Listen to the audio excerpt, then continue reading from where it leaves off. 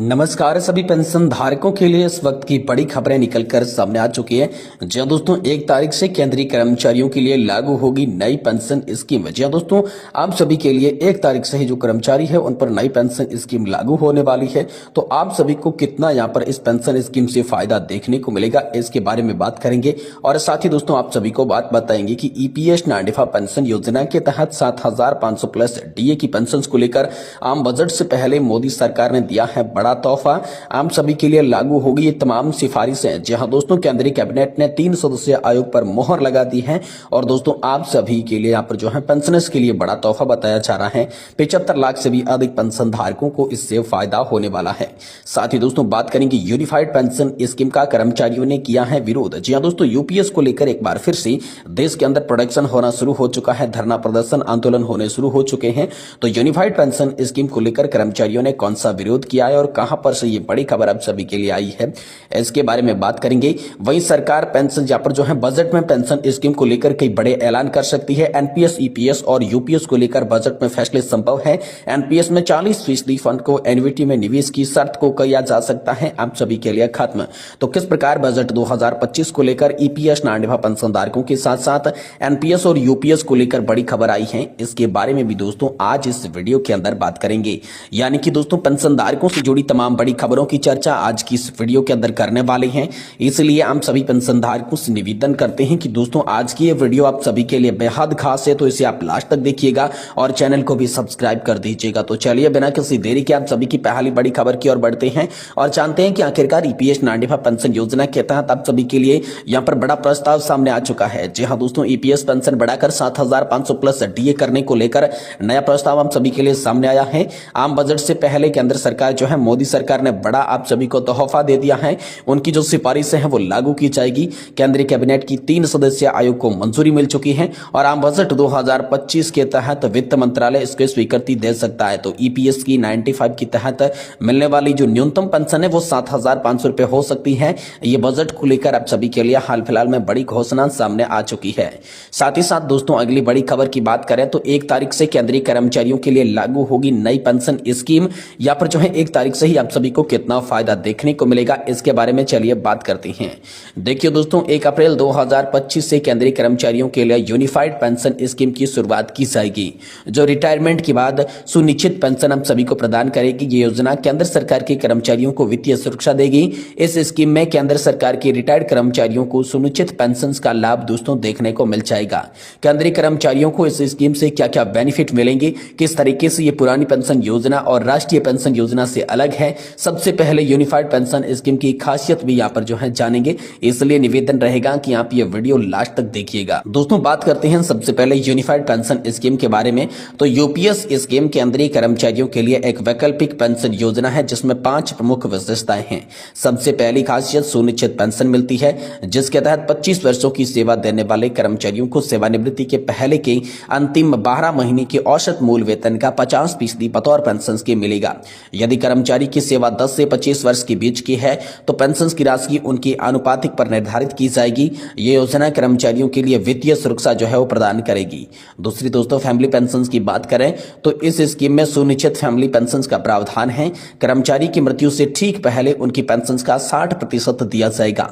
वही न्यूनतम 10 वर्ष की सेवा के बाद सेवानिवृत्ति पर 10,000 रुपए प्रति माह की पेंशन का प्रावधान है। आपको बता दें कि कर्मचारी और फैमिली पेंशन को महंगाई के साथ जोड़ा जाएगा, मतलब कि अखिल भारतीय उपभोक्ता मूल्य सूचकांक AICPIW के आंकड़ों के आधार पर महंगाई में भी इसे राहत दी जाएगी। इस स्कीम में कर्मचारियों को ग्रेजुएटी के अलावा नौकरी छोड़ने पर एक मुफ्त रकम भी दी जाएगी। कर्मचारी को हर 6 महीने की सेवा पर मूल वेतन और महंगाई भत्ते का 10वें हिस्से के रूप में इसकी गणना की जाएगी। इस भुगतान से सुनिश्चित पेंशन की मात्रा कम नहीं होगी। यूपीएस में कर्मचारियों का अंशदान मूल वेतन का और डीए का 10% तथा सरकार का 18.5% योगदान यहाँ पर होने वाला है। तो दोस्तों ओल्ड पेंशन स्कीम और एनपीएस की बात करें तो इस स्कीम में पेंशन अंतिम मूल वेतन और महंगाई भत्ते यानी कि डीए के 50% के बराबर तय गई थी। ओपीएस में दोस्तों किसी भी कर्मचारी अंशदान की आवश्यकता नहीं होती थी, इस वजह से टैक्स लाभ से भी वंचित किया जाते थे। वहीं एनपीएस में केंद्रीय कर्मचारियों के मूल वेतन का 10% तथा सरकार का 14% अंशदान की आवश्यकता होती है। सरकार ने योजना में योगदान के लिए टैक्स बेनिफिट प्रदान किए हैं, जिसके तहत व्यक्ति आयकर अधिनियम 1961 के तहत पुरानी और नई दोनों का व्यवस्थाओं में से 14 की कटौती कर सकते हैं, जबकि 60 वर्ष की आयु होती है तो इस निवेश का एक हिस्सा मुफ्त की राशि के रूप में निकाल सकते हैं। शेष राशि नियमित पेंशन प्राप्त करेगी, जिससे भविष्य की आर्थिक सुरक्षा जो है वो सुनिश्चित होगी। यह योजना यहाँ पर जो है लोगों को वृद्धावस्था में वित्तीय समर्पण और स्वतंत्रता प्रदान करने वाली है।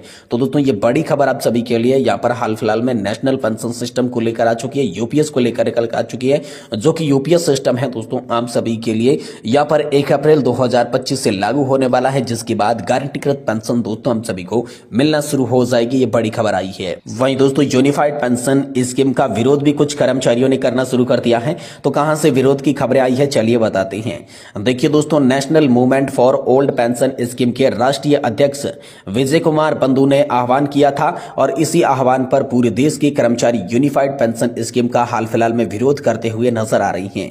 इसी आलोक में झारखंड के प्रांतीय अध्यक्ष विक्रांत सिंह के आह्वान पर जिले की सभी सरकारी कार्यों में, विद्यालयों में यूनिफाइड पेंशन स्कीम के दुष्परिणाम की चर्चा की गई। मंगलवार को गिरिहीच में भी यूनिफाइड पेंशन स्कीम की सांकेतिक प्रतीक को जलाकर विरोध किया गया। इस दौरान कहा गया कि केंद्र सरकार की स्कीम किसी भी हाल में कर्मचारियों के हित में नहीं है और खास करके वैसे प्रदेश के कर्मचारियों के लिए जिन्हें पूर्व में ही सरकारों ने पुरानी पेंशन योजना दी जा रही है। नई पेंशन स्कीम की जगह यूनिफाइड पेंशन स्कीम कर्मचारियों के लिए पुरानी पेंशन की बेनिफिट कम लाभदायक है, इसलिए पूरे देश में पुरानी पेंशन लागू करने के लिए यूनिफाइड पेंशन स्कीम के प्रति यहाँ पर जो है जलाकर विरोध जताया गया। गिरिहीच में यहाँ पर जो है सभी सरकारी कार्यालय और विद्यालयों में कर्मचारी एकता को प्रदर्शित करते हुए पुरानी पेंशन योजना को सुरक्षित रखने के लिए यूनिफाइड पेंशन स्कीम का विरोध किया गया। इस मुहिम की अगुवाई Jharkhand officers teachers and employees federation के जिला अध्यक्ष मुन्ना प्रसाद कचवाहा ने की। वहीं पर प्रांतीय उपाध्यक्ष राजेंद्र प्रसाद, महिला सचिव संप्रपद जोनल संगठन इम्तियाज अहमद, सचिव केदार प्रसाद यादव, कोषाध्यक्ष रविकांत चौधरी, मोहम्मद अख्तर अंसारी, घनश्याम गोस्वामी, विनोद प्रसाद, पपिया सरकार, राकेश कुमार, अनिता मिश्रा, सीमा अख्तर, मिथिलेश चंद्र और चंदन कुमार सहित कई लोग जो हैं इस प्रोटेक्शन में शामिल हुए थे, मौजूद रहे थे। वहीं दोस्तों हम सभी के लिए अगली बड़ी खबर की बात करें तो बजट 2025 को लेकर हम सभी के लिए बड़ी खबर आ रही है। बजट में पेंशन स्कीम को लेकर बड़ा ऐलान मुमकिन हो सकता है। ईपीएस की बढ़ सकती है मिनिमम पेंशन। जी हां दोस्तों, बजट में यहाँ पर जो है पेंशन स्कीम को लेकर सरकार बड़ा ऐलान कर सकती है। एनपीएस में रिटायर्ड कर्मचारियों का फंड 40% की एन्युटी निवेश की शर्त को हटाया जा सकता है। इस पर ज्यादा जानकारी के लिए दोस्तों सीएनबीसी आवाज के आलोक प्रियदर्शी ने कहा कि सरकार बजट में पेंशन स्कीम के लिए बड़े ऐलान कर सकती है। एनपीएस, ईपीएस और यूपीएस को लेकर बजट में बड़े फैसले लेना संभव हो सकते हैं, जिसमें अभी रिटायरमेंट पर 40% की एन्युटी निवेश जरूरी है वो हटा सकती है।